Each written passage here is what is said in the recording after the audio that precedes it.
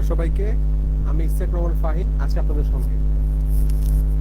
আমরা গত ক্লাসে সি প্রোগ্রামিং এর অপারেটর সম্পর্কে জেনেছি। আজকে ক্লাসে আমরা সি প্রোগ্রামের কন্ডিশনাল স্টেটমেন্ট সম্পর্কে জানব। সি প্রোগ্রামিং এ আমাদের যে সকল স্টেটমেন্ট রয়েছে তার মধ্যে কন্ডিশনাল স্টেটমেন্ট খুবই গুরুত্বপূর্ণ। এবং আমাদের গত ক্লাসে যদি ক্লাসটা একবার একটু রিভিশন করি যে আমরা গত ক্লাসে কি কি শিখেছি। গত ক্লাসে আমরা ম্যাথমেটিক্যাল অপারেটরগুলো কিভাবে প্রোগ্রামিং এ ব্যবহার করতে হয়, যেমন যোগ বিয়োগ গুণ বা কিভাবে করে সেগুলো সম্পর্কে জেনেছি। এবং প্রোগ্রামিং এ যে ম্যাথমেটিক্যাল অপারেটরগুলো কোন সাইন দিয়ে ব্যবহার করা হয় সেগুলো সম্পর্কেও দেখেছি। এবং আমরা দুই তিনটি সমস্যার সমাধান করেছি, যেমন লিপ ইয়ার নির্ণয় করা, গুণ করা এবং ভাগশেষ বের করা। তো যারা গত ক্লাসে দেখেননি অবশ্যই গত ক্লাসে দেখে এই ক্লাসে আসবেন, কারণ গত ক্লাসে অনেক অনেক গুরুত্বপূর্ণ বিষয়গুলো সম্পর্কে আলোচনা করা হয়েছে। তো চলুন আজকে ক্লাসে শুরু করা যাক।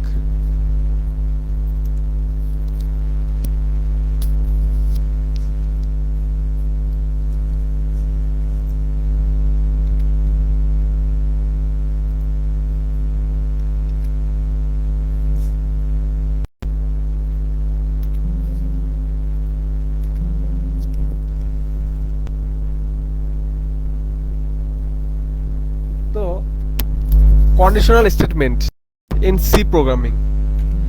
সি প্রোগ্রামিং এ আমাদের যে কন্ডিশনাল স্টেটমেন্ট রয়েছে তা হলো ইফ ইলস স্টেটমেন্টগুলো। তো দা ইফ স্টেটমেন্ট আমরা সিনট্যাক্স এবং এক্সাম্পল আমরা একটু পরেই দেখব। আগে কিছু থিওরি সম্পর্কে জেনে নেই। আমাদের যে কন্ডিশনাল স্টেটমেন্ট অর্থাৎ ইফ ইলস, এখানে আমরা জানি সাধারণত ইংলিশে ইফ দ্বারা বোঝায় যদি, এবং এখানে হচ্ছে একটা ইফ তারপর একটা লজিক দেওয়া থাকে, একটা শর্ত দেওয়া থাকে, যেখানে কোনো কিছু ছোট থেকে বড় বা কোনো কিছু সমান বা কোনো যে কোনো একটা শর্ত দেওয়া থাকে, গ্রেটার দেন লেস দেন। আমরা গত ক্লাসে লেস দেন গ্রেটার দেন তার কি বোঝায় সে সম্পর্কে দেখেছি, এবং সেগুলো নিয়ে আজকে ব্যবহার করব। তো ইফ এলস স্টেটমেন্ট একটা শর্ত দেওয়া থাকে, যদি সেই শর্তটি ট্রু হয় এবং যদি সেই শর্ত ট্রু হয় তাহলে সে ইফের যে বডি, সেই বডির ভিতরে যা থাকবে, যে লজিকগুলো লেখা থাকবে সেই লজিকগুলো প্রিন্ট হয় বা সেই লজিকগুলো অ্যাপ্লাই হয়। এবং যদি এই ইফের ভিতরে যে শর্তটা আছে সেটা যদি ফলস হয় বা সেটা যদি ট্রু না হয়, তাহলে আমাদের ইলসের ভিতরে যেই লজিকগুলো দেওয়া থাকে, যেই ক্যালকুলেশনগুলো থাকে বা যাই থাকে, সেগুলো ইলসের বডিটা প্রিন্ট হয়।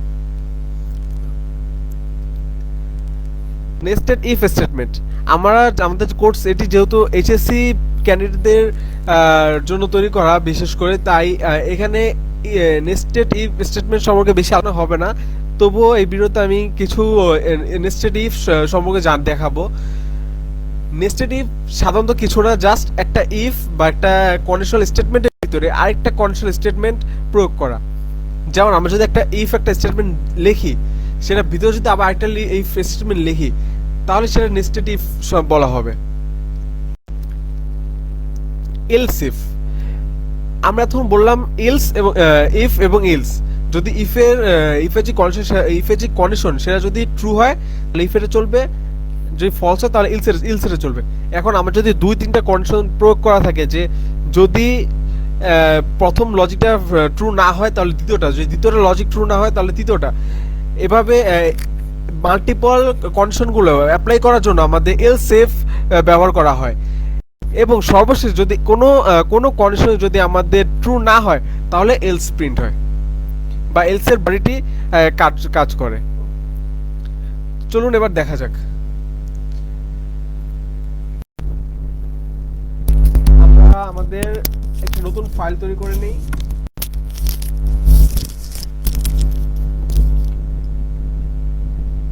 আমরা ভিএস কোডে একটি নতুন ফাইল আমাদের ওপেন ফোল্ডার,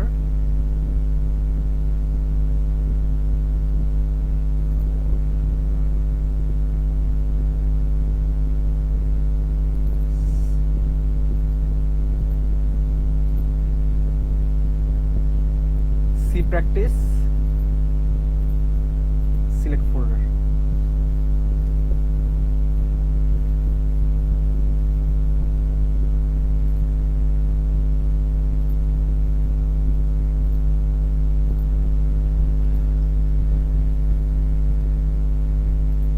তো আমাদের গত ক্লাসে যেই ফাইলটি সেটা ওপেন হয়ে গেছে, আমরা নতুন একটা ফাইল তৈরি করে নেই। আর আমাদের সকল ফাইলগুলো গিটহাবে আপলোড করা আছে গত ক্লাসে, তো যাদের প্রয়োজন তারা অবশ্যই গিটহাব থেকে নিয়ে নেবেন। গিটহাব লিংক ডেসক্রিপশন বক্সে দেওয়া আছে। তো আমাদের আজকে হচ্ছে ক্লাস 2.c, সরি ক্লাস 2 গত ক্লাস ছিল ক্লাস 3.c। তো আমার আগের মতোই সি প্রোগ্রামিং এর যে বেসিক টেমপ্লেট সেটি আমরা লিখে ফেলি। Hash include stdio.h int main, এরপরে রিটার্ন 0। ওকে, আমাদের যে বেসিক যে টেমপ্লেটটা, যে বয়লার প্লেটটা, সেটা লিখে ফেললাম। আমরা ভ্যারিয়েবল সম্পর্কে জানি, তো আমি একটা ভ্যারিয়েবল নিই ইন্ট, একটা ইন্টিজার টাইপের ভ্যারিয়েবল নিলাম। আমরা দুটো নাম নেই, suppose int Himel equal to, suppose ধরলাম হিমেলের বয়স 70। ওকে, এবার আমরা আরেকটা ভ্যারিয়েবল নিই, আমার নাম নিই ফাহিম ইকুয়াল টু 80। এখন দুটো ভ্যারিয়েবল নিলাম। আমরা যেহেতু জানি যে কিভাবে প্রিন্ট করতে হয়, তো আমরা প্রিন্ট করে ফেলি। যদি কেউ ভ্যারিয়েবল সম্পর্কে না জানেন, অবশ্যই গত ক্লাসে ভিডিওটি দেখবেন। গত ক্লাসে ভিডিওতে আমি প্রথম দিক দিয়ে সংক্ষেপে আলোচনা করেছি, এবং বিস্তারিত জানতে হলে প্রথম ক্লাসে ভিডিওটি দেখবেন। তো আমি দুইটা ভ্যারিয়েবল প্রিন্ট করব, ইমেল ইকুয়াল কমা ইকুয়াল %d কমা, যেহেতু ইমেলের জন্য যে ভ্যারিয়েবলটা সেটা যেহেতু ফার্স্টে ডিক্লেয়ার করা হয়েছে, তাই নামটা আগে নিলাম। এরপরটা যেহেতু আমার, তাই আমার নামটা দিয়ে দিলাম। ক্যাপিটাল লেটার দিই ফার্স্টেরটা।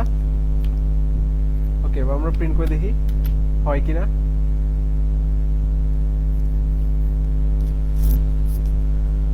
Alright, Himel equal to 17, Fahim equal to 18। তো এবার আমাদের আজকে টপিকে আসি। এখন আমি চাচ্ছি যে আমরা কম্পেয়ার করব যে কে কার থেকে বড়। এবার আমাদের যে ইফ ইলস স্টেটমেন্ট, সেটার যে সিনট্যাক্স সেটা আসি। তো আমাদের কন্ডিশনাল স্টেটমেন্টের জন্য আমাদের ফার্স্টে ইফ লিখতে হয়। এরপর যেহেতু একটা ফাংশন হিসেবে আমাদের ফার্স্ট ব্র্যাকেট দিতে হয়। এবার ফার্স্ট ব্র্যাকেটের ভিতরে আমাদের কন্ডিশনটা দিতে হয়। যেহেতু এখানে কন্ডিশনের ভিতরে আমরা সাপোজ ধরে নেই যে 15, এবার কন্ডিশনের ভিতরে আমাদের লেস দেন অথবা গ্রেটার দেন অথবা less than equal greater than equal দিতে হয়। আমরা যদি সাইডে লিখে দিই less than, greater than, less than equal অথবা গ্রেটার দেন ইকুয়াল, আমরা এই রিলেশনাল অপারেটরগুলো ব্যবহার করি। এবং আমাদের যদি একই কন্ডিশনের মধ্যে যদি মাল্টিপল কন্ডিশন থাকে, সেই মাল্টিপল কন্ডিশনগুলোকে আমরা একসাথে লেখার জন্য দুটো অপারেটর লিখে থাকি। এবং আমি কি বলতে চাচ্ছি সেটা আমি আবার বলি। সাপোজ আমাদের কাছে একটা কন্ডিশন আছে এবং আমাদের একটা কন্ডিশনের ভিতরে আমাদের দুটো পার্ট থাকতে পারে। সেই দুটো পার্টকে যদি আমরা একসাথে লিখতে চাই, তখন আমরা দুটো অপারেটর ইউজ করি। একটি হলো এন্ড, আরেকটা হলো অর। আচ্ছা, আমরা যদি লাস্ট ক্লাসের প্রেজেন্টেশন ওপেন করি, অপারেটরস,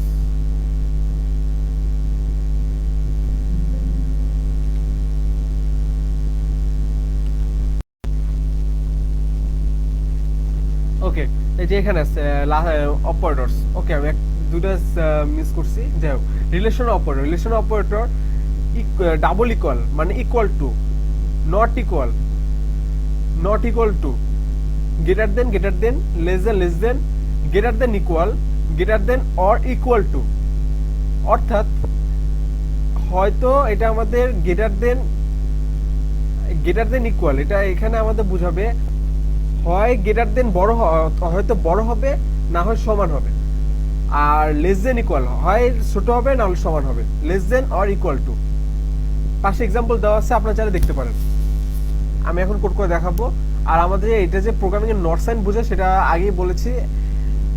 তো নট ইকুয়াল যদি সমান না হয়, আর ডাবল ইকুয়াল যদি সমান হয়, আর সিঙ্গেল ইকুয়াল দ্বারা তো আমরা বুঝি যে অ্যাসাইন করা বোঝায় কোনো ভ্যারিয়েবলে কোনো value.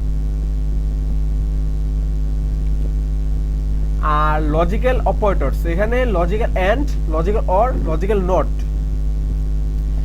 Logical and, double and যে সাইনটা আমাদের, সেটা দিয়ে লজিক্যাল এন্ড বোঝায়।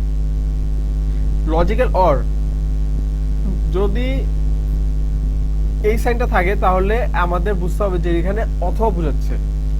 এবং লজিক্যাল নট, আশ্চর্যবোধক চিহ্নটা থাকলে আমাদের বোঝাতে হবে নট বোঝায়। আমাদের এইচএসসি চ্যাপ্টার 3 করলে অবশ্যই এই সকল সাইনের সাথে পরিচিত হওয়ার কথা। তো আমি আবারও দেখিয়ে দিব। আর সিঙ্গেল ইকুয়াল তার অ্যাসাইন বোঝায়, হয়তো আমরা সবাই জানি। আর এগুলো সম্পর্কে গত ক্লাসে বিস্তারিত আলোচনা করা হয়েছে, তো আজকে আর করবো না। ওকে, আজকে টপিকে চলে আসছি। এখানে ডাবল ইকুয়াল আর হচ্ছে নট ইকুয়াল।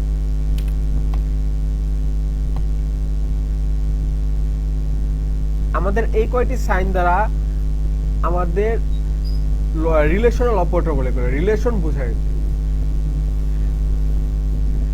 আর এগুলো হচ্ছে logical operator, not.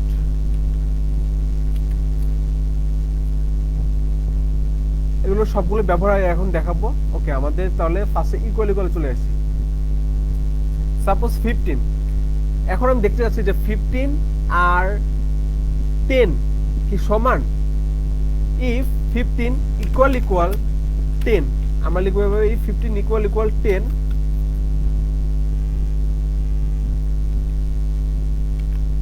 Okay, if 15 equal equal 10, যদি 15 10 এর সমান হয়, এখানে কিন্তু ডাবল ইকুয়াল, সিঙ্গেল ইকুয়াল না।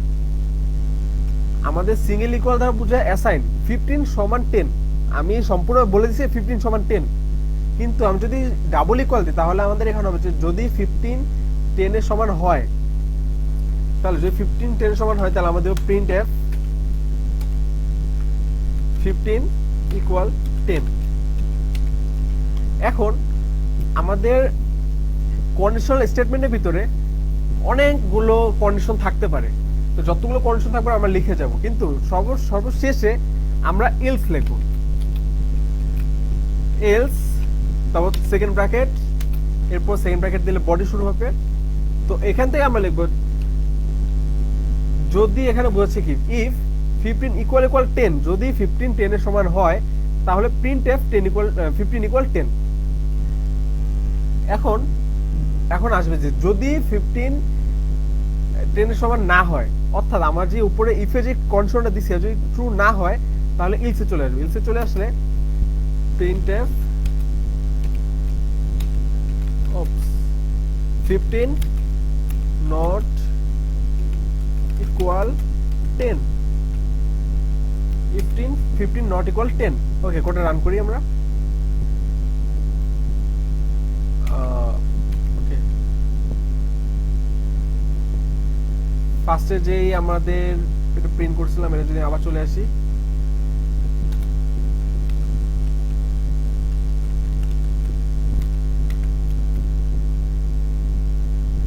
ওকে, oops, 15 not equal 10।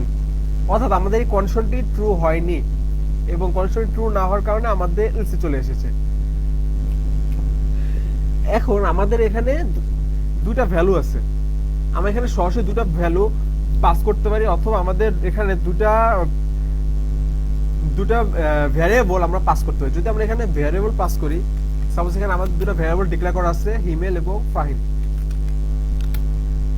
তাহলে আমরা যদি এখানে দুটো ভ্যারিয়েবল ডিক্লেয়ার করি যে হিমেল ইকুয়াল ফাহিম, যদি হিমেল ইকুয়াল ফাহিম হয় তাহলে আমাদের এই বডিটা চলবে, ইফের যে বডিটা সেটা চলবে, অর্থাৎ ইফের জন্য আমরা যে কন্ডিশনটা লিখেছি সেগুলো চলবে। যদি হিমেল ইকুয়াল ফাহিম না হয়, অর্থাৎ আমাদের এটা যদি ফলস হয়ে যায়, তখন আমাদের এটা চলবে। তাহলে আমরা যদি দেই, আমরা যদি উপর আবার লিখে নিই,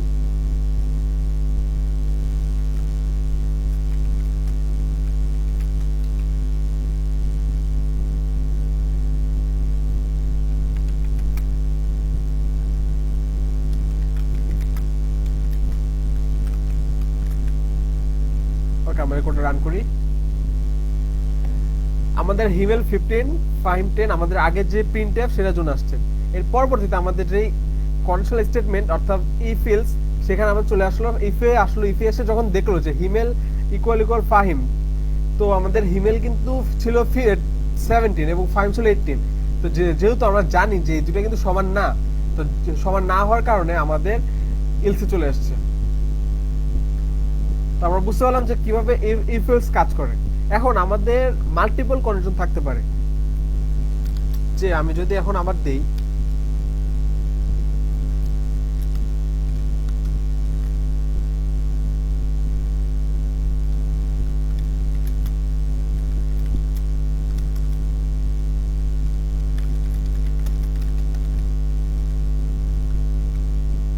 ওকে, এখন আমাদের সাপোজ আমি এখন চাচ্ছি যে দেখতে যে হিমেল কি ফাহিমের সমান। এখন আমি চাচ্ছি যদি সমান না হয় তাহলে আবার দেখবো আমি। এখন আবার দেখতে হলে আমাদের আসবে এলস ইফ, তখন আমাদের লিখতে হয় এলস ইফ যখন আমরা মাল্টিপল কন্ডিশন অ্যাপ্লাই করতে চাই, যে আমাদের মাল্টিপল কন্ডিশন একসাথে চেক করব দুইটা ভ্যারিয়েবলের মধ্যে কি রিলেশন, সেটা আমরা মাল্টিপল কন্ডিশন দিয়ে আমরা চেক করব। যেমন এখানে দুটো ভ্যারিয়েবল হিমেল এবং ফাহিম, এখন চাচ্ছি যে চেক করতেছে হিমেল এবং ফাহিম কি সমান। যদি সমান না হয়, যদি না হয় তাহলে চেক করব যে হিমেল কি গ্রেটার দেন ফাহিম, তখন আবার এলসে যেমন দিতাম সেকেন্ড ব্র্যাকেট দিয়ে আবার দিব। এলস আমাদের থাকবে, কন্ডিশনাল স্টেটমেন্ট নামে এলস থাকবে। যদি আমাদের প্রয়োজন না হয় তখন আমরা নাও দিতে পারি এলস। এলস না দিলে আমাদের হয় চেক করবে, যদি ফলস হয় তাহলে কিছুই হবে না।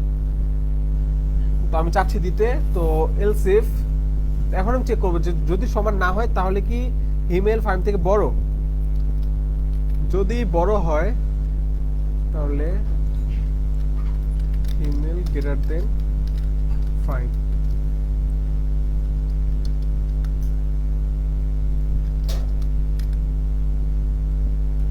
এবার দেখবো আবার একটা কন্ডিশন দিব যে যদি সমান হয় তাহলে তো এটা হবে, যদি বড় হয় তাহলে তো এইটা প্রিন্ট হবে। এখন যদি বড় হয় না, সমান হয় না, তাহলে কি হবে? অবশ্যই আরেকটা লজিক হবে যে তাদের মধ্যে হিমেল ফাহিম থেকে ছোট হবে। তাহলে আবার এলস ইফ লিখবো, এটা শর্টকাট ছিল, এলস ইফ লিখে এবার চেক করব হিমেল কি ফাহিম থেকে ছোট, অর্থাৎ হিমেল লেস দেন ফাহিম। যদি লেস দেন হয় তাহলে আমাদের চলবে এটা।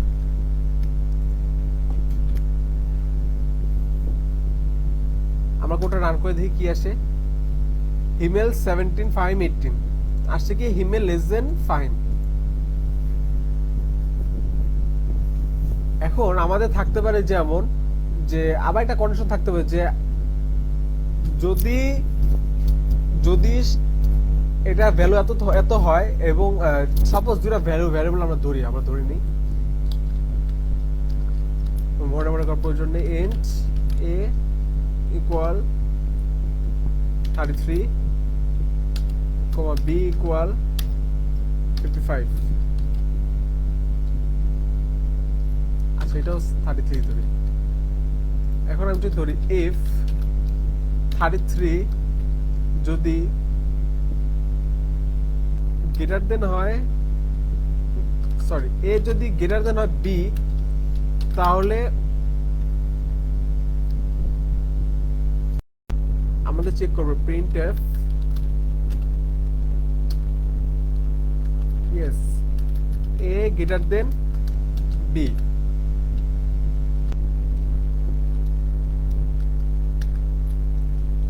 এখন যদি এ বি থেকে বড় না হয় তাহলে কি হতে পারে, হয়তো ছোট হবে নাহলে সমান হবে। তাহলে আমরা লিখবো এলস ইফ, আমরা যেহেতু আরেকটা কন্ডিশন অ্যাপ্লাই করব, তো আমাদের else if A less than equal less than B, printf yes a less than b।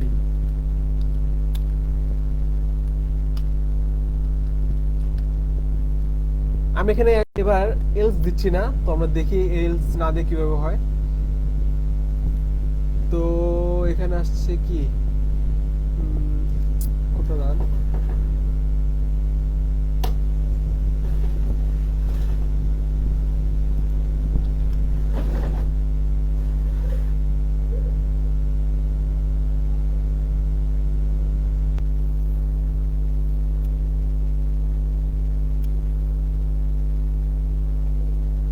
আমাদের এটা তো প্রিন্ট হচ্ছে, এরপর একটা লজিক প্রিন্ট হচ্ছে, এরপরে এ যদি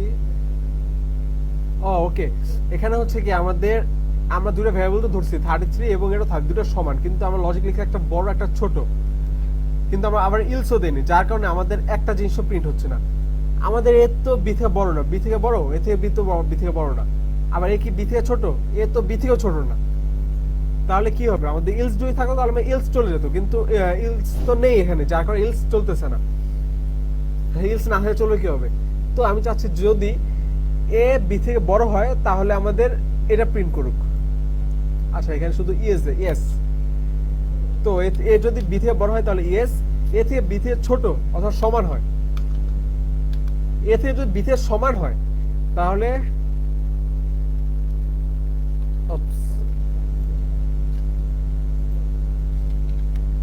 তাহলে আমরা প্রিন্ট করি, এই দেখুন এখানে অপস প্রিন্ট হয়ে গেল। এখন আমি চাচ্ছি যে আচ্ছা এ তো বি থেকে ছোট এবং সমান হলে হয়তো এ বি থেকে ছোট হবে অথবা সমান হবে, যদি দুটো একটা কন্ডিশন ট্রু হয়ে যায় তাহলে আমাদের এটা প্রিন্ট হয়ে যাবে। আচ্ছা এখানে যদি আমি এই জিনিসটা করতে পারতাম না, গ্রেটার দেন ইকুয়াল, এখানে যদি লেস দেন বা এখানেও যদি ইকুয়াল দিই তাহলে এখন কি চলবে, ইফ এ যদি গ্রেটার দেন ইকুয়াল বি, অর্থাৎ এ যদি বি থেকে বড় এবং সমান হয় তাহলে আমাদের ইএস প্রিন্ট হবে। যদি এখানে এ যদি লেস দেন ইকুয়াল বি হয় তাহলে ওপস প্রিন্ট হবে। তাহলে এখানে কি প্রিন্ট হবে কথা, এ যদি গ্রেটার দেন বি, তো এ কি বি থেকে বড়, এ তো বি থেকে বড় না, এ লেস দেন ইকুয়াল বি, এ কি বি সমান, অবশ্যই সমান, তো আমরা দেখি এটা তো আসার কথা, ইয়েস ওকে চলে আসলো। এতটুকু আমরা কমেন্ট আউট করে দিই যাতে উপরে বুঝতে সুবিধা হয়। তো আমরা এখানে দুইটা ভ্যারিয়েবলকে আমরা এখানে দুইটা ভ্যারিয়েবলকে আমরা কম্পেয়ার করলাম যে কে কার থেকে কেমন। এটা কি সমান, সমান হলে এটা প্রিন্ট হবে, যদি বড় হয় তাহলে এটা প্রিন্ট হবে, যদি ছোট হয় তাহলে এটা প্রিন্ট হবে। আর যদি কোনো কিছুই প্রিন্ট না হয় এর মানে বুঝতে হবে যে অবশ্যই এলস এটা প্রিন্ট হয়েছে, যেহেতু আমাদের এখানে এলস কন্ডিশনটা আছে, সরি এখানে এলস স্টেটমেন্টটা আছে, তো এলস এটা প্রিন্ট হয়েছে। এখন আমার কাছে আমি এটাকে কমেন্ট আউট করে দিই, আরেকটা লজিক লিখি।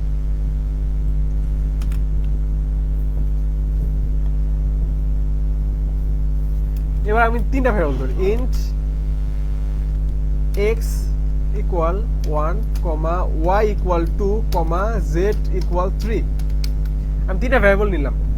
এক্স যদি 1 হয়, আমরা তিনটা ভ্যারিয়েবল দিলাম, x equal 1, y equal to Z equal 3। এখন আমি চেক করব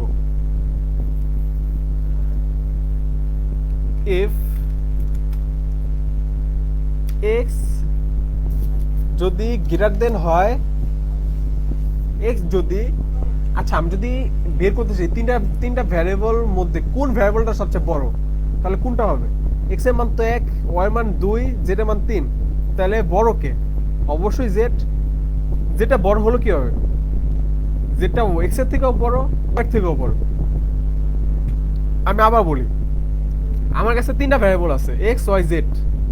আমি চাচ্ছি ফাইন্ড করতে যে সবচেয়ে বড় ভ্যারিয়েবলটা কে, সবচেয়ে বড় ভ্যালুটা কার। তো আমি এখানে দেখতে পাচ্ছি যে আমরা তো এখানে সবচেয়ে বড় ভ্যালু হচ্ছে z, কারণ z x এর থেকেও বড়, y এর থেকেও বড়, তাই না? আচ্ছা আমি যদি একটু পড়ে চলে যাই, সাপোজ আমার কাছে ভ্যারিয়েবল আছে। আচ্ছা আমরা ম্যাথমেটিক্যাল ভাবে সাধারণ ভাবে চিন্তা করি।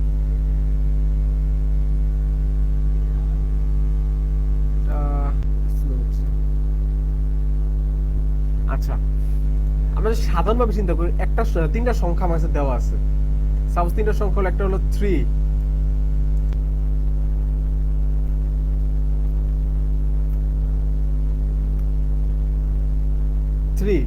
আরেকটা সংখ্যা হলো আমার সাপোজ 7,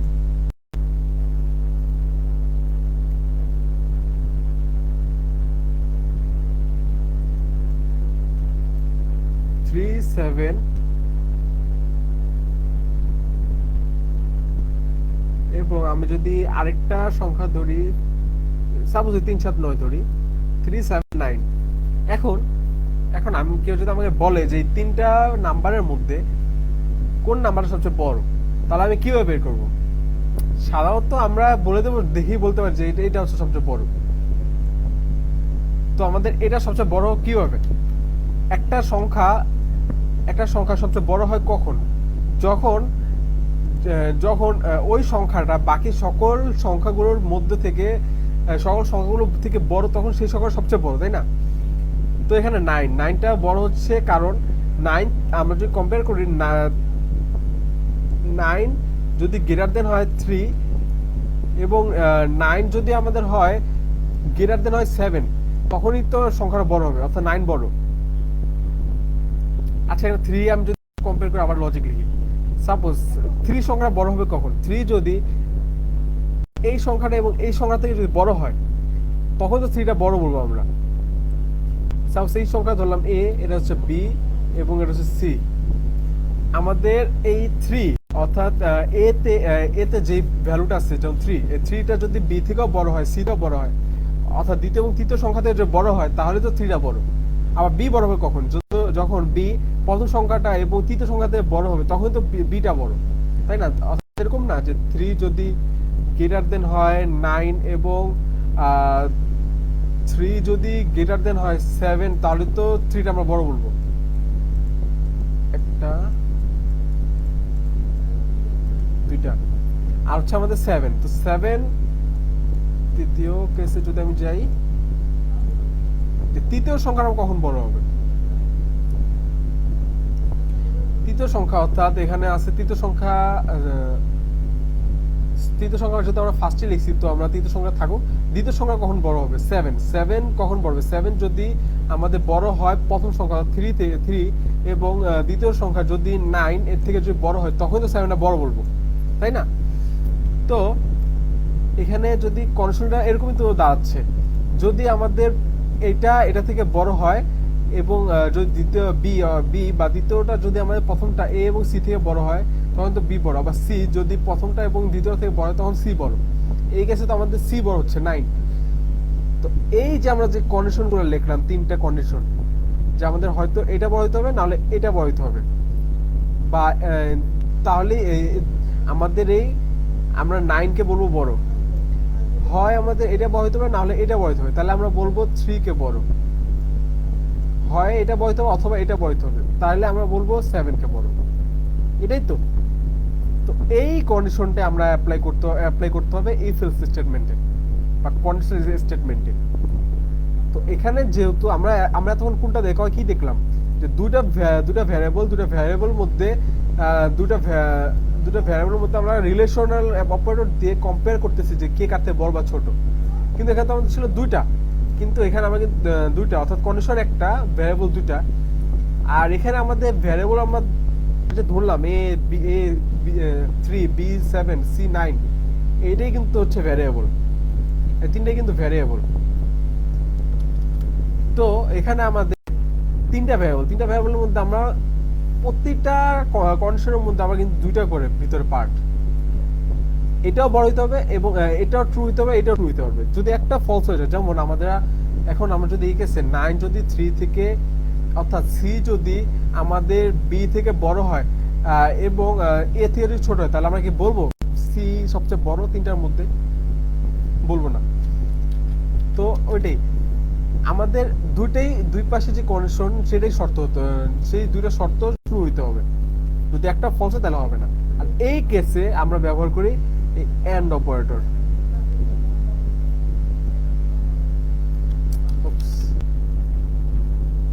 এন্ড ডাবল এন্ড দ্বারা এই এন্ড অপারেটর বোঝায়,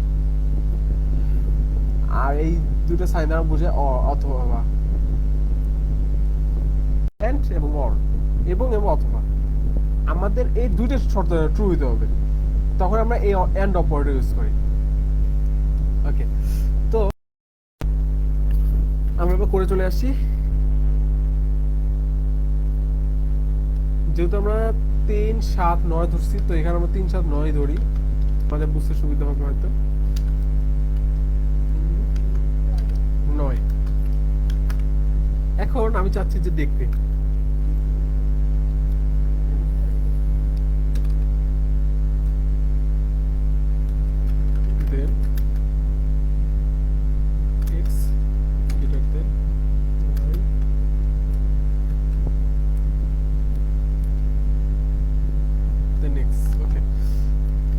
আমি দেখবো যে x কি সবার থেকে বড়। তো x সবার থেকে বড় হওয়ার জন্য আমরা একটু কি দেখলাম, x অর্থাৎ এখানে এই ক্ষেত্রে তো আমরা a ধরছি, যাক a কি সবার থেকে বড়, a সবার থেকে বড় হওয়ার জন্য আমাদের কি দেখলাম, b থেকে বড় হইতো, c থেকে বড় হইতো।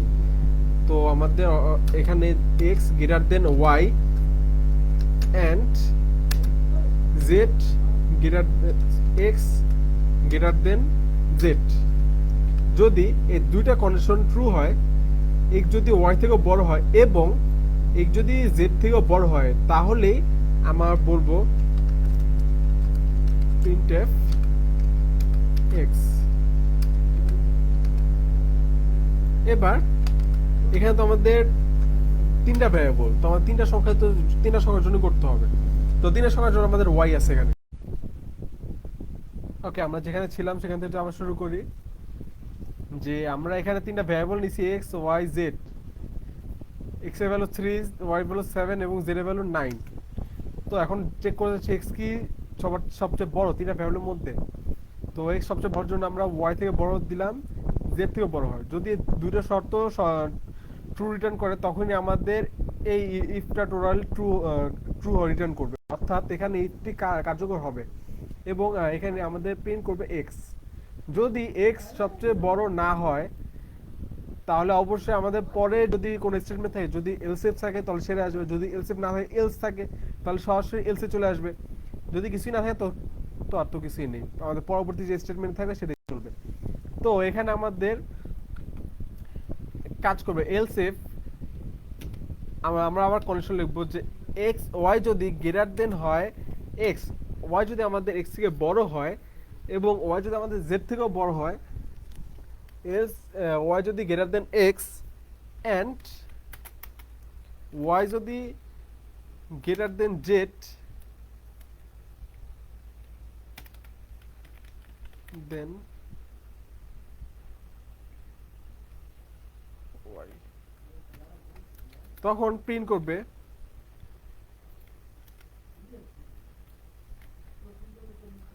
আমার ওয়াই। যদি এক্সও না হয় ওয়াইও না হয়, তাহলে আবার একটা কন্ডিশন লিখবো এলস। এবার বাকি আছে শুধু জেড। জেড তো একই ব্যাপার, জেড যদি গ্রেটার দেন হয় এ অ্যান্ড জেড যদি গ্রেটার দেন হয় বি, তখনই তো আমাদের জেটটা প্রিন্ট হবে।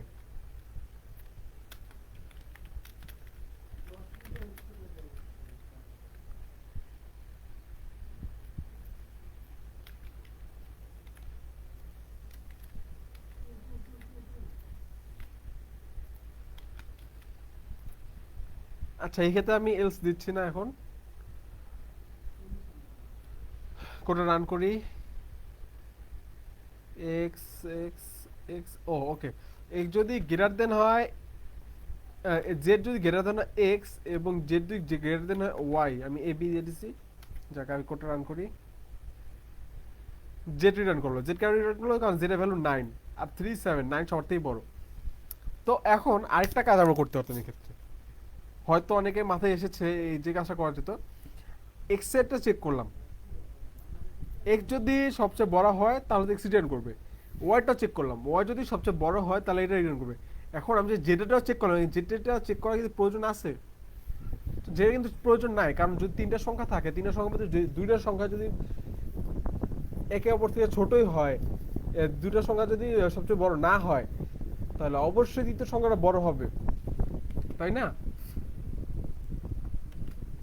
আমাদের এখানে তিনটা সংখ্যা আমরা নিছি, তো আমাদের তিনটা সংখ্যা কিন্তু যদি যদি সবচেয়ে বড় না হয়, এ কিন্তু এটা থেকে বড়, এটা থেকে ছোট, এটাও থেকে ছোট, অতএব কিন্তু বড় সবচেয়ে বড় না।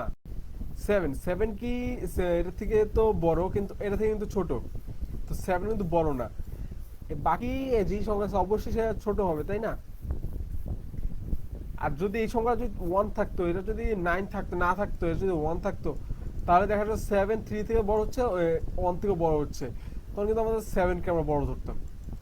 তো তো সেই ক্ষেত্রে সেভেন বড় হয়ে যেত। কিন্তু দুটো সংখ্যা যদি ছোট হয়, আরেকটা সংখ্যা বড় হবেই। তো আমরা এখানে যদি জেড নাও করি তাও কিন্তু আমার হয়ে যায়, দেন জেড, তো আমরা প্রিন্ট করি, একই অ্যান্সার আসলো। তো এটা হচ্ছে আমাদের এফ এলস স্টেটমেন্ট বা কন্ডিশনাল স্টেটমেন্ট। আর এখানে আমাদের লজিক্যাল এন্ড, লজিক্যাল অর। এখানে আমরা অর দেখিনি, আমরা অর দেখবো।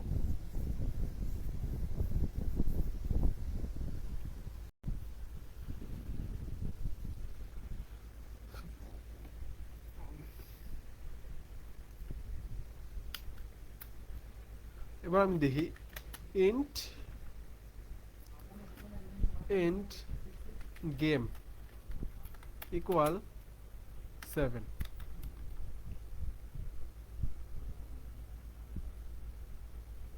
কমা, আচ্ছা গেম 7, ওকে। আর উইন 2 5, না 4 দিই, উইন 4, লস 3। আচ্ছা, এখানে আমি কি বোঝানোর চেষ্টা করলাম, 7বার গেম খেলছে, 4বার জিতছে এবং একবার হারছে। তো এখানে হলো কি, 7বার খেলছে, 4বার জিতছে, একবার হারছে। তো এখন আমি চেক করতে চাইতেছি যে যেই কয়বার গেম খেলছে ওই গেম সংখ্যা যদি 5-এর থেকে বড় হয়, তাহলে তাহলে আবার একটা কন্ডিশন চলবে। মানে আমি বুঝতে চাচ্ছি, যদি গেম সংখ্যা অর্থাৎ গেম প্লে সংখ্যা, গেম প্লে দেই, গেম প্লে যদি 5-এর থেকে বড় হয়, তখন চেক করবে যে কয়বার জিতছে। যদি সেই সংখ্যা 3-এর থেকে বড় অথবা সমান হয়, তখন উইন। আর যদি গেম প্লে সংখ্যা যদি 5-এর থেকে ছোট হয়, তখন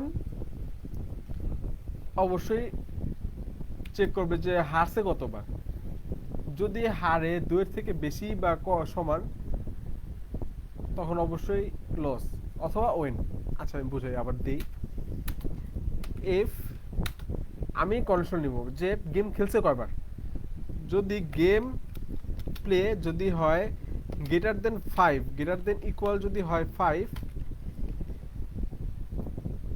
তাহলে কোনো কিছু একটা কোনো কন্ডিশন চেক করবে, চেক করে যদি কিছু পায় তখন প্রিন্ট করবে। যদি 5 না হয় তাহলে এলস, এলস যেহেতু 5 না, তো অবশ্যই 5-এর থেকে বড় অথবা সমান যদি না হয়, তাহলে অবশ্যই পাঁচে দিয়ে ছোট, আর যদি পাঁচে ছোট হয় তাহলে একটাই তো কন্ডিশন বাকি আছে, দেওয়া দরকার নেই, তো আমরা এলস আমরা দিতে পারি, তো এলস তাহলে কিছু একটা হবে। যদি গেম প্লে পাঁচ থেকে বড় অথবা সমান হয় তাহলে আবার চেক করবে যে পাঁচে থেকে বড় হয়েছে, তো বড় হয়েছে তো উইন হয়েছে কয়বার। এবার আরেকটা দেবো, এফ উইন যদি গ্রেটার দেন ইকুয়াল যদি হয় 3, তাহলে আমরা প্রিন্ট করব print F win.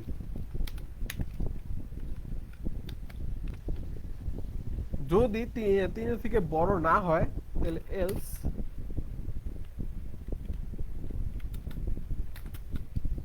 Print F loss. এবার এখানে আসবে, যদি গেম প্লে পাঁচের থেকে যদি পাঁচের সমান বা বড় না হয় তাহলে পাঁচের ছোট, যদি অর্থাৎ গেম প্লে যদি পাঁচের ছোট হয় তাহলে আবার চেক করবে যে তাহলে হারছে কতবার। আচ্ছা গেম খেলছে না হয় পাঁচের সমান, পাঁচের ছোট মানে পাঁচের কম, পাঁচবার কম, মানে চারবার খেলছে, অবশ্যই তিনবার খেলছে বা একবার খেলছে, তাহলে হারছে কয়বার ওই কয়বার মধ্যে। তাহলে আমি চেক করবো এফ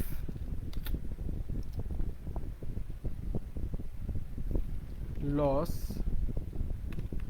যদি গ্রেটার দেন ইকুয়াল হয় 2, অর্থাৎ চারবার গেমে সর্বোচ্চ চারবার জিততে পারবে এখানে এই ম্যাচে, যেহেতু পাঁচবার দিয়ে চেক করতেছি তো অবশ্যই পাঁচবার কম এটা চলবে। তো পাঁচবার কম কয়বার, চারবার, তিনবার, দুইবার, সর্বোচ্চ এই ক্ষেত্রে ওর্স কেসে আমাদের কিন্তু একবার, কিন্তু এই বেস্ট কেসে কিন্তু সর্বনিম্ন হিসেবে চারবারই জিততে পারে। তো চারবারের মধ্যে লস হবে কয়বার, যদি দুইবার বেশি অথবা সমান তখন আমাদের দিব প্রিন্ট করব প্রিন্ট এফ লস।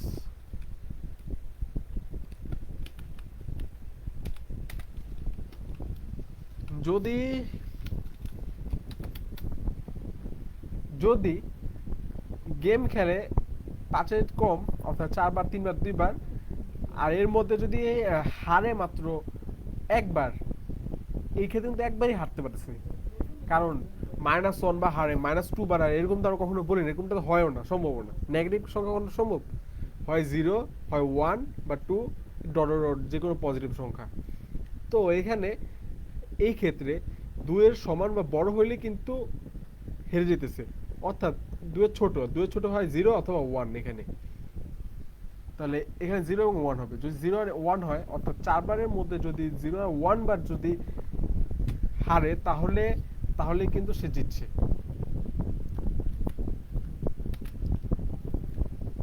উইন। এই হলো কোড। আমরা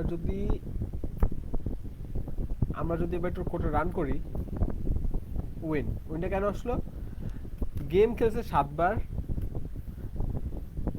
জিতছে 4 বার, হারছে 3 বার, তাহলে 7 বার এখানে ফার্স্ট কন্ডিশন ছিল 5 এর বড় অথবা সমান, 5 এর বড় বা সমান হলে আমাদের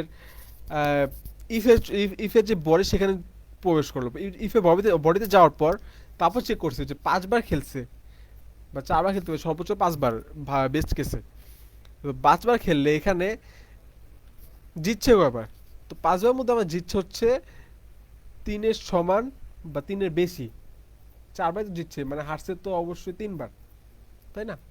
তো তো এই ক্ষেত্রে আমাদের কিন্তু সে উইন দেখালো। আর যদি এখানে আমি দেই 3 বার, যদি দেই 3 বার গেম খেলছে, উইন যদি 0 দিই,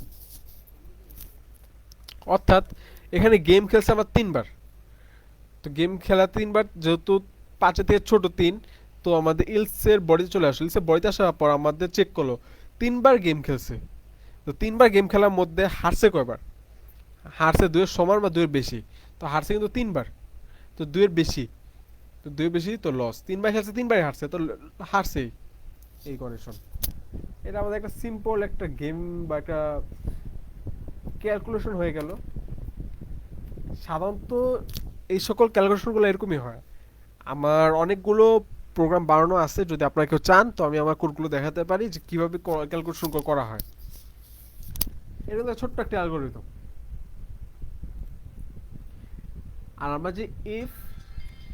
যে ইফ এবং ইফের ভিতর আবার ইফ স্টেটমেন্ট ইউজ করলাম, এলস আবার এলসের ভিতর আবার ইফ স্টেটমেন্ট ইউজ করলাম, এটা তো নেস্টেড ইফ। আমি তো এই যে ইফের ভিতরে কিন্তু ইফ দিছি, আবার এই ইফের ভিতরে কিন্তু চাইলে সম্ভব ছিল ইফ দেওয়া, সমস্যা নেই। তো এটা কিন্তু নেস্টেড ইফ বা নেস্টেড কন্ডিশনাল স্টেটমেন্ট বা nested if statement.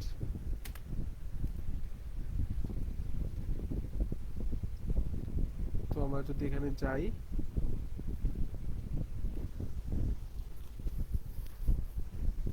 If letter concept structure, আমরা এগুলোই দেখলাম, স্ট্রাকচার কেমন, এক্সাম্পল কেমন।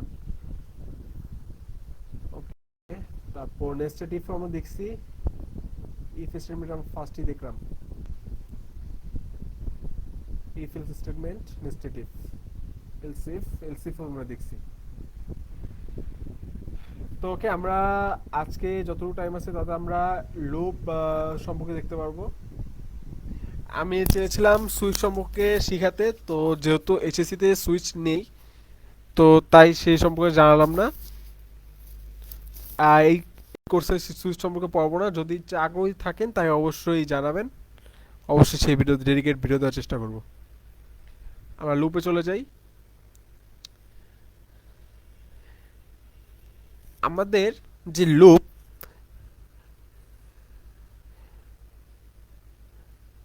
আমাদের যে looping statements allow the program to repeatedly execute a block of code until a condition is met। অর্থাৎ এখানে বোঝাচ্ছে যে একটা লুপ স্টেটমেন্ট একটা ব্লক আকারে তো থাকে, একটা বডি ভিতরে থাকে। যেমন আমরা ইফ এর মধ্যে দেখলাম একটা সেকেন্ড ব্র্যাকেট দিয়ে ছিল, ওইটা তো একটা ব্লক। সেকেন্ড ব্র্যাকেট শুরু থেকে শেষ পর্যন্ত যা আছে ওইটা তো একটা ব্লক। ওই ব্লকের ভিতরে যেই যেই কোডগুলো লেখা আছে ওই কোডগুলো চলতে থাকবে যতক্ষণ না লুপের যে কন্ডিশন, লুপ ওই ইফ স্টেটমেন্টের মতোই একটা কন্ডিশন দেওয়া থাকে। কন্ডিশন যতক্ষণ ট্রু অথবা ফলস হয়, যতক্ষণ কন্ডিশনটা ট্রু থাকে ততক্ষণ লুপটা পর্যন্ত চলতে থাকে। আমরা দেখবো কিভাবে কোড লিখতে হয়। তো এই সেই ততক্ষণ কন্ডিশনটা চলতে থাকে, কন্ডিশন অনুযায়ী সেই কোডগুলো চলতে থাকে যতক্ষণ না সেই কন্ডিশনটা মিট হয়। যদি কন্ডিশনটা একবার চলে চলে আসে, যদি অর্থাৎ কন্ডিশন যা দেওয়া আছে সেটা যদি আমাদের ট্রু হয়ে যায়, তখনই কিন্তু আমাদের কোডগুলো আর এক্সিকিউট হয় না, লুপ থেকে বের হয়ে যায়। ইফে হচ্ছিল যে আমাদের যদি কন্ডিশনটা ট্রু হয় তাহলে আমাদের ইফেটা চলে। আর লুপের মধ্যে আমার হচ্ছে যতক্ষণ না লুপটা ফলস হয়, সরি যতক্ষণ না লুপটা ট্রু হয় ততক্ষণ লুপ থেকে বের হয়ে যায়, বা যতক্ষণ না লুপটা ফলস হয় ততক্ষণ চলে না। তো আমরা দেখব আমাদের সাধারণত লুপিং স্টেটমেন্ট তিন ধরনের হয়। অর্থাৎ আমাদের লুপ তিন ধরনের লুপ ইউজ করি: for loop, while loop, do while loop. আমাদের ফর লুপ আর যে while loop, do while loop, while loop প্রায় সেম, জাস্ট ফর লুপে আমাদের সিনটেক্সটা অলমোস্ট আলাদা হোয়াইল লুপ থেকে। হোয়াইল লুপে একটা কন্ডিশন দেওয়া থাকে এবং সেই কন্ডিশনটা আমাদের ভিতর থেকেই চেঞ্জ করতে হয়। হোয়াইল লুপটা সাধারণত আমরা কমই ব্যবহার করি, ডু হোয়াইল লুপ আমরা কমই ব্যবহার করি, ফর লুপটা বেশি ব্যবহার করা হয়। ডু হোয়াইল লুপ এবং for loop, do while loop এবং হোয়াইল লুপের মধ্যে এবং ফর লুপের মধ্যে, তিনটার মধ্যে ডু হোয়াইল লুপের মধ্যে সম্পর্ক হচ্ছে যে ডু হোয়াইল লুপ ডিফাইন করলে আমাদের একবার লুপ চলবেই, হয় কোনটা ট্রু হোক, হয় কন্ডিশন ট্রু হোক বা ফলস হোক। ডু এর যে ডু এর যেই ব্লকটা, সেই ব্লকটার মধ্যে ব্লকটা চলবে। এর পরবর্তী যদি কোডটা যদি হয় যে আমাদের কন্ডিশনটা ফলস হলো, তখন আবার চলবে। আর ফর লুপে আমাদের এখানে লেখা আছে for loop executes a code block a fixed number of times. আর হোয়াইল লুপে লেখা আছে executes a block repeatedly as long as a specified condition remains true.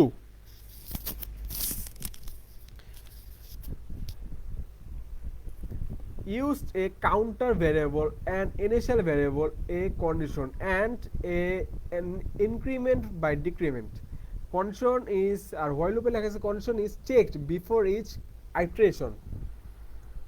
ওকে, আমরা এটা যদি দেখে নেই, দেখা আগে আবার দেখি the break statement. The break statement provides a way to exit a loop or a switch statement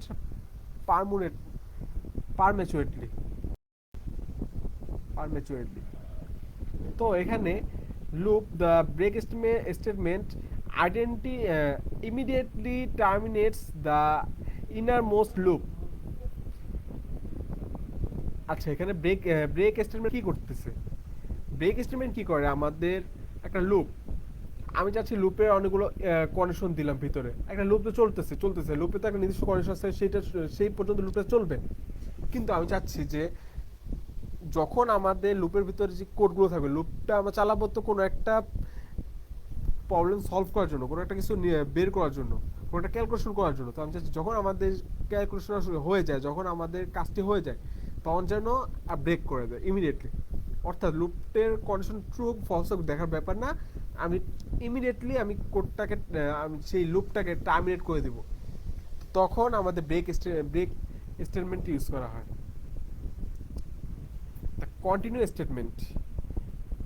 statement হয় আমাদের যখন আমাদের মনে হবে যে আমাদের লুপ তো একটা নির্দিষ্ট সংখ্যক বার চলতে থাকবে, যদি হোয়াইল লুপ না ফর লুপে নির্দিষ্ট সংখ্যক বার চলতে থাকবে, তখন চাচ্ছি যে আমাদের ভিতরে কোনো একটা ক্যালকুলেশন করলাম, ক্যালকুলেশন চাচ্ছি না এরপরে যা প্রয়োজন নেই, আমাদের যদি আগে কোনো একটা ফলাফল পেয়ে যাই, তখন আমাদের যে পরবর্তী কোডগুলো আমরা না চাই যে এক্সিকিউট না হোক, কারণ যতবার এক্সিকিউট হবে ততবারই তো টাইম নষ্ট হবে। তো আমরা যদি চাচ্ছি যে আমাদের কোডটা এক্সিকিউট না হোক, তখন আমরা যদি চাই যে আবার প্রথমে চলে যাক লুপের, তখন আমরা কন্টিনিউ ইউজ করি। আমরা অবশ্যই দেখব একটু পরে। ওকে, এখন আমরা প্র্যাকটিক্যালি দেখি।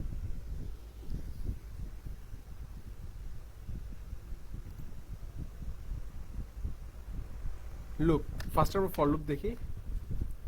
ফর তো ফার্স্ট ব্র্যাকেট দিলাম।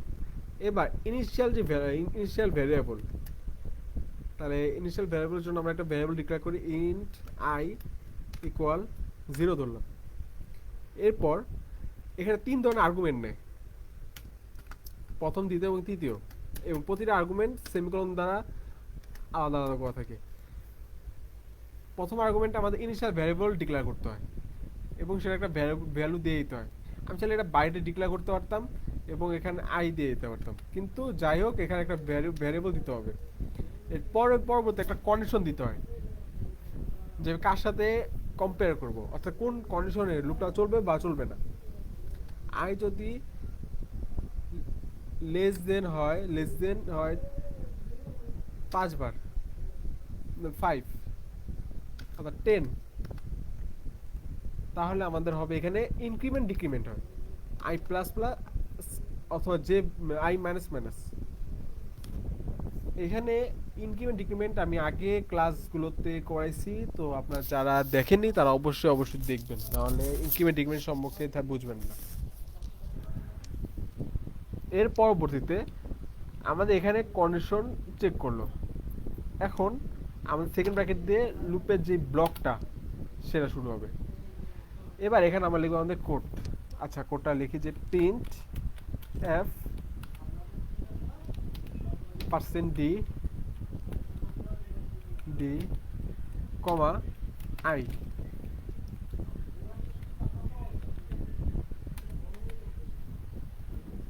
আচ্ছা, তাহলে এখানে হলো কি, আমরা একটা ইনিশিয়াল ভ্যারিয়েবল নিলাম আই যদি 10 থেকে ছোট হয় তাহলে আই প্লাস প্লাস হবে, আর প্রিন্ট এফ আই প্রিন্ট করবে।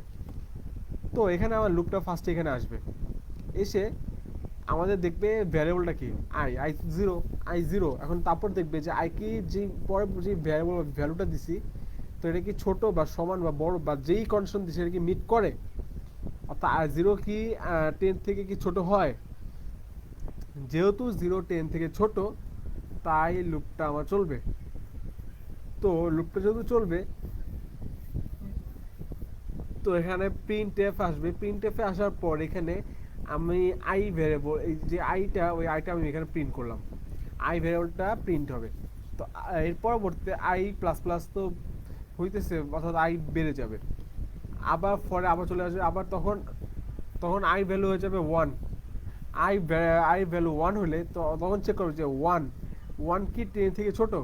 ওয়ান যদি টেন থেকে ছোট হয় তাহলে ওয়ান প্লাস প্লাস, এটা আমাদের স্টেটমেন্ট চলার পর প্লাস প্লাস হয়ে যাবে। তো ওয়ান প্লাস প্লাস অর্থাৎ ওয়ানের তো প্লাস প্লাস অর্থাৎ ওয়ান টু হয়ে যাবে, ওয়ান সাথে এক যোগ হবে, আই সাথে এক যোগ হবে। তো আমাদের প্রিন্ট এফে আমাদের আই হয়ে যাবে, আই জায়গা ওয়ান প্রিন্ট হবে এবং টু হয়ে যাবে, টু আবার একইভাবে চেক করবে এবং চেক করে থাকবে। আমরা যদি প্রিন্ট করে দিই যে আসলে আসে কি, এই যে এখানে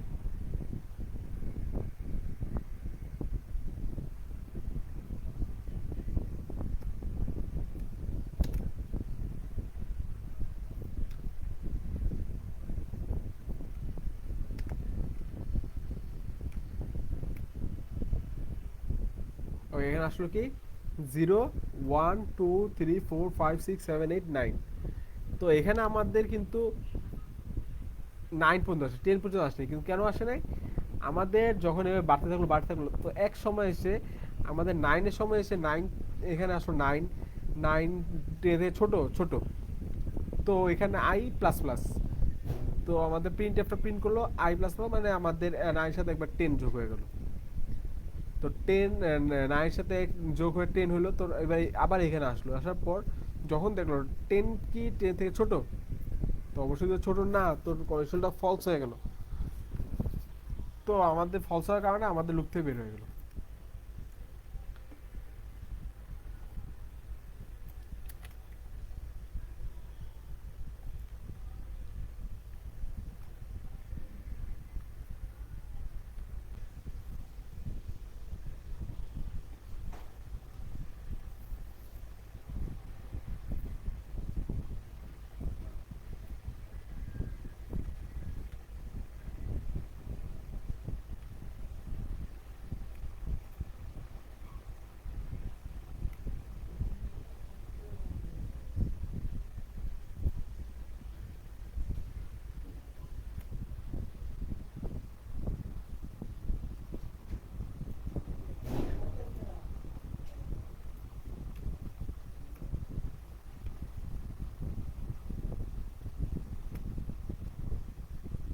ওকে, আমাদের এই হচ্ছে লুপ।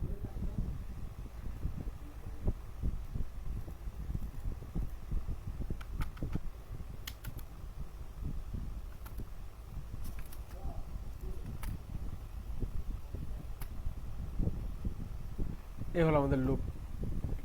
তো এখানে হলো কি, আমি যদি একটা মার্কার নেই,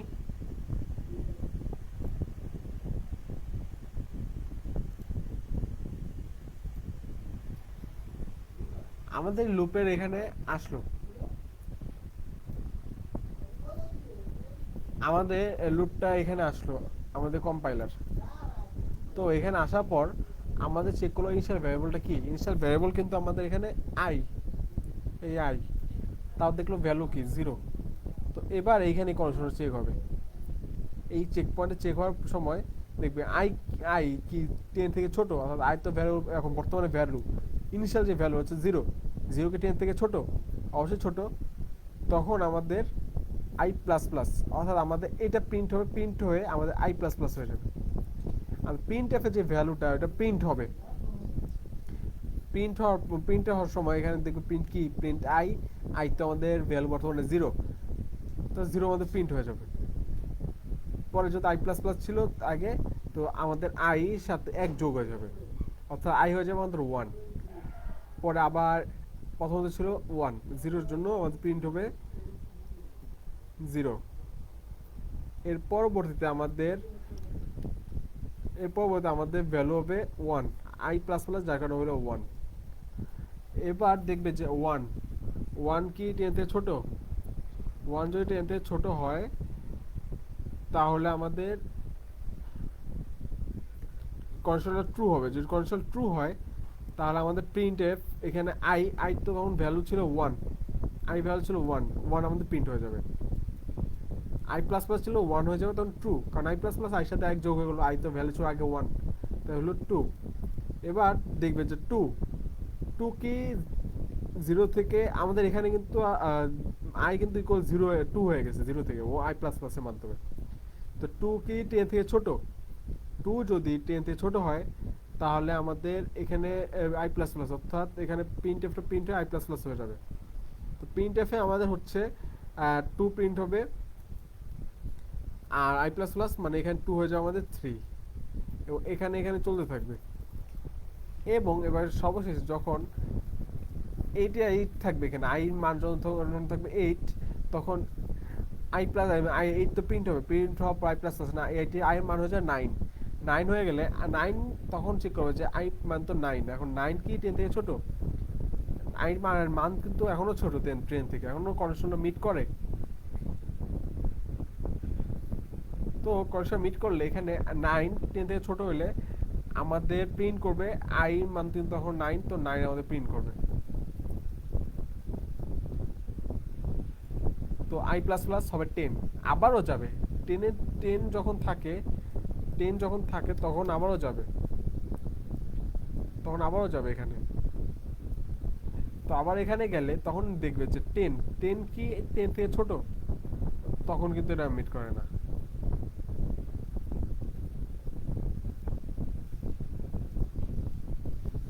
তখন কিন্তু এটা মিট করে না, মিট না করলে তখন হবে কি আমাদের লুপ থেকে বের হয়ে যাবে আমাদের কম্পাইলার, আর তখন আর প্রিন্ট হবে। আর যেহেতু এখানে আমি ইনিশিয়ালটা জিরো থেকে শুরু করছি, যার কারণে আমাদের zero, one, two, three, four, five, six, seven, eight, nine হয়েছে, আর টেন আর হয়নি, কারণ টেন হয়নি, কারণ টেনের মিট করেনি। এখন টেন হইতো যদি আমি লেস দেন ইকুয়াল দিতাম, অর্থাৎ লেস দেন ইকুয়াল দিতাম টেন, তাহলে আমাদের কিন্তু টেনও মিট করতো, কারণ টেন ছোট হয় না কিন্তু সমান তো হয়, তখন টেন আমার প্রিন্ট হইতো।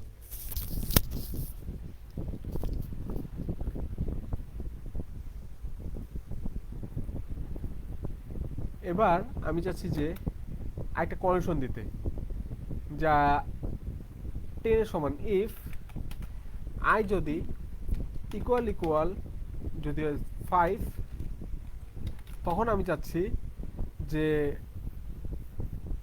লুপ থেকে বের করে, লুপ থেকে বের করে আমি প্রিন্ট করাবো না। আমি দিলাম এক থেকে আমি জিরো থেকে টেন, অর্থাৎ জিরো থেকে টেন পর্যন্ত চলবে, কিন্তু আমি চাচ্ছি যে যখন আই ফাইভের সমান হয়ে যাবে, মানে আই ভ্যালুটা ফাইভ হবে, তখন যেন লুপ থেকে বের করে। তাহলে কি কত প্রিন্ট হয় দেখি আমরা। এখানে zero, one, two, three, four, five, অর্থাৎ আমার একটা লুপ তো চললো, লুপ নির্দিষ্ট সংখ্যকবার চলবে। আমি যদি লুপের মধ্যে ব্রেক না দিই, লুপ নির্দিষ্ট সংখ্যকবার চলতে থাকবে।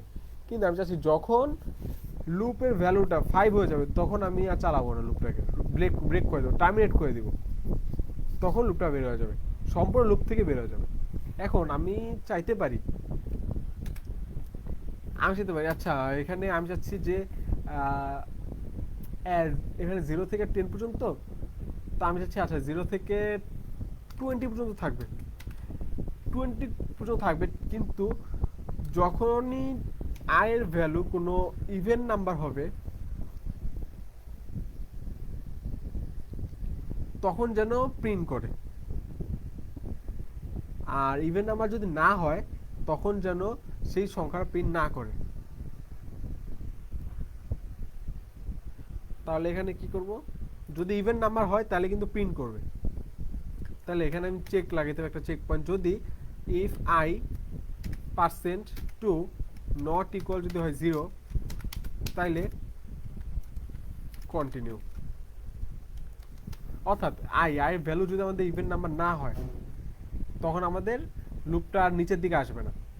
আমি চাচ্ছি যখন এখানে আরো হাজার লাইন কোড থাকতে পারতো, এখানে হাজার লাইন কোড থাকতে পারতো, আমি তখন জাস্ট কপি পেস্ট করে দিছি, এখানে হাজার লাইন কোড থাকতে পারতো। আমি চাচ্ছি যে এমন একটা চেক পয়েন্ট রাখতে যে যখন কিছু কোনো একটা কন্ডিশন আমি দিব, যে কন্ডিশন যদি মিট করে তাহলে পরবর্তী যাবে, যদি মিট না করে তাহলে আমি আবার উপরে চলে যাবো।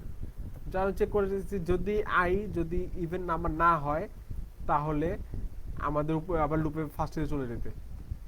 তাহলে এখানে ওয়ান, টু, থ্রি, ফোর, মানে ওয়ান জিরো আসবে, জিরো তো অবশ্যই ইভেন নাম্বার বা অড নাম্বার কিছুই না, তো এখানে ওয়ান দিয়ে শুরু করি, ওয়ানে আসবে, ওয়ান আসলে কি হবে, এখানে আসবে, এখানে এসে যদি যখন দেখবো one one percent two not equal to zero, অর্থাৎ ভাগশেষ অবশ্যই ওয়ান নিয়ে থাকে, তো ওয়ান থাকলে তখন দেখবো ওয়ান তো ইভেন নাম্বার না, তখন কন্ডিশনটা ট্রু, তখন আমাদের আবার কন্টিনিউ যাবে, মানে আবার উপরে চলে যাবে। এই লুপের ভিতরে অর্থাৎ এই ট্রু কন্টিনিউর পরে আর কোনো স্টেটমেন্ট চলবে না।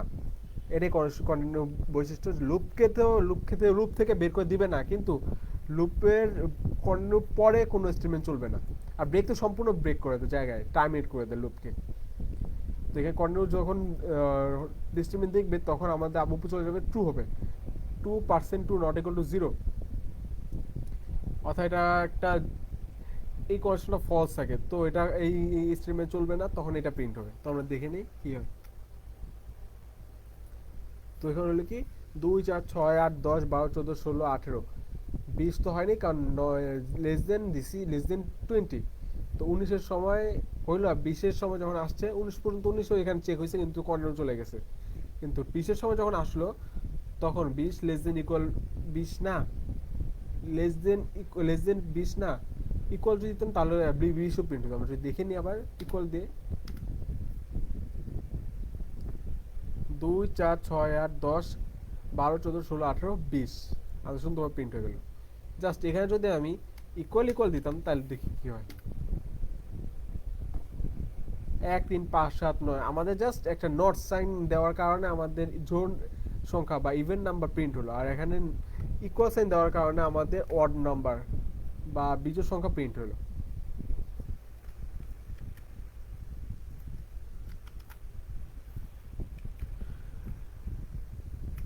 এবং এইভাবে ব্রেক স্টেটমেন্ট এবং কন্টিনিউ স্টেটমেন্ট চলে। তো আজকে আমরা এই ব্রেক স্টেটমেন্ট এবং কন্টিনিউ স্টেটমেন্ট পর্যন্তই শেষ করি। আগামী ক্লাসে আমরা while loop, do while loop পর্যন্ত দেখব। সুইচ সম্পর্কে আমরা এই ভিডিওতে আর দেখবো না, এবং সুইচ সম্পর্কে এই কোর্স আমরা দেখবো না। যদি সুইচ শেখার জন্য কেউ আগ্রহী থাকেন তো অবশ্যই জানাবেন। যদি অধিক সংখ্যক মানুষ আগ্রহী থাকে তো অবশ্যই ডেডিকেট ভিডিও দেওয়ার চেষ্টা করব।